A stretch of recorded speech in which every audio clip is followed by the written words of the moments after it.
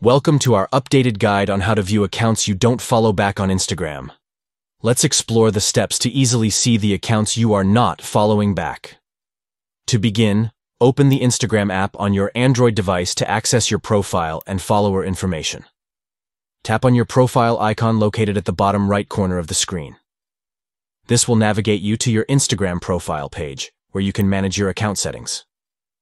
Once on your profile page, locate and tap on the Followers option to view the list of accounts following you. Next, tap on Accounts You Don't Follow Back to see the accounts that you are not following back on Instagram. Here, you'll find a list of accounts that have followed you, but you have not followed back, giving you the opportunity to review and possibly follow them back. By following these simple steps, you can easily track and manage the accounts you don't follow back on Instagram, ensuring you stay connected with your followers and maintain engagement on the platform. Stay tuned for more tips and strategies to enhance your Instagram experience and effectively manage your follower relationships. Happy exploring the accounts you don't follow back on Instagram.